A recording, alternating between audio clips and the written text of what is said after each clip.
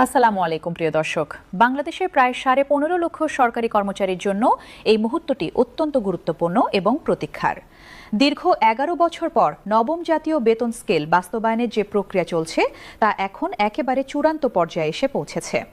আগামী 1 জুলাই থেকে নতুন অর্থবছরের শুরুতেই এই বেতন কাঠামো কার্যকর হওয়ার সম্ভাবনা দিন দিন জোরালো হচ্ছে।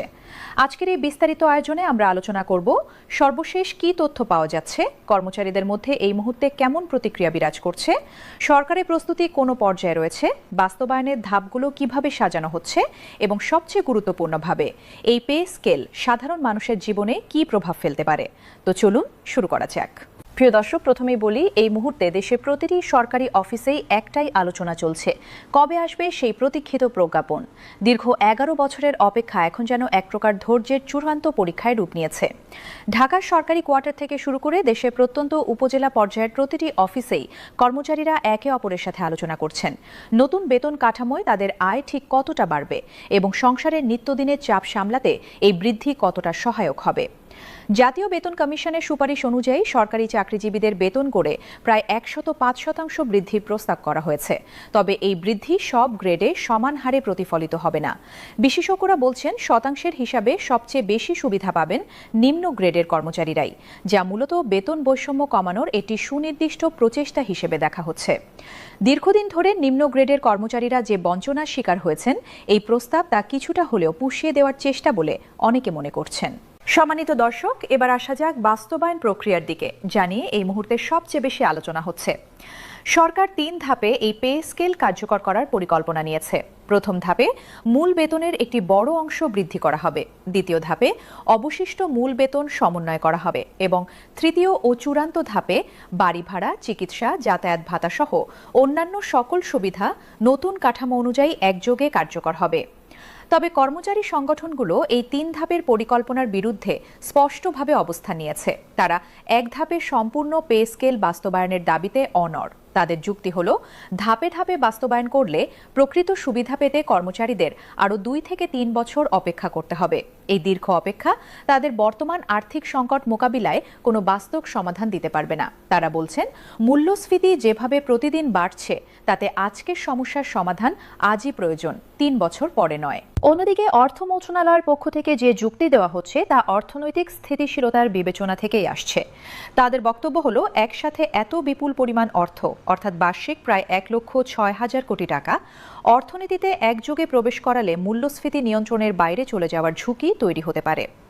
বাজারে টাকার সরবরাহ আকস্মিকভাবে বেড়ে গেলে পণ্যের দাম আরও বেড়ে যেতে পারে, যার ফলে বেতন বৃদ্ধির সুফল আসলে কর্মচারীরা ভোগ করতে পারবেন না, কারণ বাড়তি টাকা দিয়েও তারা আগের মতোই পরিমাণে জিনিস কিনতে পারবেন।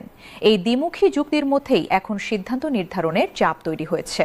প্রিয় দর্শক, এখন একটি অত্যন্ত গুরুত্বপূর্ণ এবং স্পর্শকাতর বিষয়ে আলোকপাত করা যাক, মহার্ঘ ভাতা প্রসঙ্গ। বর্তমানে যেসব কর্মচারী 10% মহার্ঘ ভাতা পাচ্ছেন, নতুন পে স্কেল কার্যকর হলে তাদের ক্ষেত্রে হিসাব নিকাশ কিছুটা জটিল হয়ে উঠতে পারে। কারণ মহার্ঘ ভাতা মূল বেতনের সাথে কিভাবে সমন্বয় করা হবে তা এখনও পুরোপুরি স্পষ্ট নয়। যদি এই ভাতা নতুন মূল বেতনের সাথে পুরোপুরি যুক্ত হয়ে যায়, তাহলে কর্মচারীদের প্রকৃত আয় বৃদ্ধির পরিমাণ প্রত্যাশার তুলনায় কম হতে পারে। অর্থ মন্ত্রণালয়ের একটি কমিটি বর্তমানে এই বিষয়টি নিয়ে কাজ করছে এবং তাদের সিদ্ধান্তের ওপরই নির্ভর করছে লক্ষাধিক কর্মচারীর প্রকৃত আর্থিক লাভের পরিমাণ। এবার একটু কথা বলা যাক পেনশনভোগীদের নিয়ে, যারা এই আলোচনায় প্রায়ই উপেক্ষিত থেকে যান। দেশে বর্তমানে লক্ষাধিক অবসরপ্রাপ্ত সরকারি কর্মচারী রয়েছেন, যারা প্রতি মাসে নির্দিষ্ট অঙ্কের পেনশন পেয়ে জীবনযাপন করছেন। তাদের মধ্যে অনেকেই বয়োবৃদ্ধ এবং চিকিৎসা ব্যয় তাদের মাসিক খরচে একটি বড় অংশ। নতুন পে স্কেল কার্যকর হলে স্বাভাবিক নিয়মেই পেনশনের অঙ্কও বাড়বে, যা তাদের জন্য সত্যিকারের স্বস্তির খবর হতে পারে। তবে এই বৃদ্ধি ঠিক কোন সময় থেকে কার্যকর হবে এবং কোন হারে হিসাব করা হবে তা নিয়ে এখনো পূর্ণাঙ্গ ও স্পষ্ট তথ্য সরকারের পক্ষ থেকে প্রকাশ করা হয়নি। সম্মানিত দর্শক, এমপিওভুক্ত শিক্ষক ও কর্মচারীদের বিষয়টিও এই মুহূর্তে সমান গুরুত্ব নিয়ে আলোচিত হচ্ছে। দেশের লাখ লাখ শিক্ষক এবং শিক্ষা প্রতিষ্ঠান সংশ্লিষ্ট কর্মচারী যারা সরকারি অনুদানে বেতন পান, তারাও নতুন পে স্কেলের আওতায় আসবেন কিনা এই প্রশ্নের উত্তর খুঁজছেন লাখ লাখ পরিবার। শিক্ষা মন্ত্রণালয় ও অর্থ মন্ত্রণালয়ের মধ্যে এই বিষয়ে যৌথ পর্যালোচনা চলছে বলে জানা গেছে। এই খাতের সঙ্গে জড়িত মানুষের সংখ্যা বিশাল হওয়ায় এই সিদ্ধান্তের প্রভাব শুধু শিক্ষকদের নিজের জীবনে নয়, বরং পুরো শিক্ষা ব্যবস্থার মানের ওপরও পড়তে পারে। কারণ একজন শিক্ষক যদি আর্থিক দুশ্চিন্তা থেকে মুক্ত থাকতে পারেন তবে তিনি শিক্ষাদানে আরও বেশি মনোযোগ দিতে পারবেন, এটাই স্বাভাবিক যুক্তি। প্রিয় দর্শক, এখন একটু বাস্তব জীবনের দিকে ফিরে তাকানো যাক। বর্তমান বাজার পরিস্থিতিতে একজন নিম্ন গ্রেডের সরকারি কর্মচারীর জন্য সংসার চালানো প্রায় অসম্ভব হয়ে দাঁড়িয়েছে। ঢাকা শহরে একটি ছোট ভাড়া বাসায় থাকতে গেলেই মাসিক খরচের একটা বড় অংশ চলে যায় বাড়ি ভাড়ায়। তার উপর সন্তানদের পড়াশোনার খরচ, নিয়মিত চিকিৎসা ব্যয় এবং দৈনন্দিন বাজার খরচ সব মিলিয়ে একজন 20তম গ্রেডের কর্মচারীর জন্য মাস শেষে হাতে কিছুই থাকে না। অনেকেই বাধ্য হয়ে অতিরিক্ত খণ্ডকালীন কাজ করেন, কেউ কেউ ঋণের ওপর নির্ভরশীল হয়ে পড়েন। এই প্রেক্ষাপটে নতুন পে স্কেল তাদের জন্য সত্যিকার অর্থেই একটি বড় স্বস্তির বার্তা হতে পারে, যদি তা সঠিক সময় এবং সঠিকভাবে বাস্তবায়িত হয়।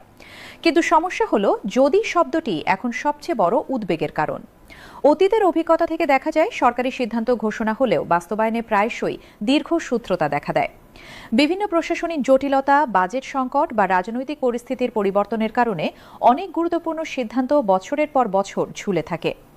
এ কারণেই কর্মচারীরা শুধু মুখের ঘোষণা নয়, বরং হাতে কলমে কার্যকর প্রজ্ঞাপন দেখতে চান। সম্মানিত দর্শক, আরেকটি বিষয় নিয়ে এই মুহূর্তে আলোচনা হচ্ছে, তা হলো বেসরকারি খাতের ওপর এই পে স্কেলের সম্ভাব্য প্রভাব। অর্থনীতিবিদদের একটি অংশ মনে করছেন, সরকারি বেতন বাড়লে বেসরকারি প্রতিষ্ঠানগুলো তাদের কর্মীদের বেতন কাঠামো পুনর্বিবেচনা করতে বাধ্য হতে পারে, কারণ অন্যথায় দক্ষ কর্মীরা সরকারি চাকরির দিকে আকৃষ্ট হবেন। এটি দীর্ঘমেয়াদে শ্রমবাজারে এক প্রকার ইতিবাচক প্রতিযোগিতা তৈরি করতে পারে, যদিও স্বল্পমেয়াদে এটি ছোট ও মাঝারি প্রতিষ্ঠানগুলোর জন্য চাপ সৃষ্টি করতে পারে। প্রিয় দর্শক, সব মিলিয়ে বলা যায় নবম পে স্কেল এখন একটি সিদ্ধান্তের দ্বারপ্রান্তে দাঁড়িয়ে আছে।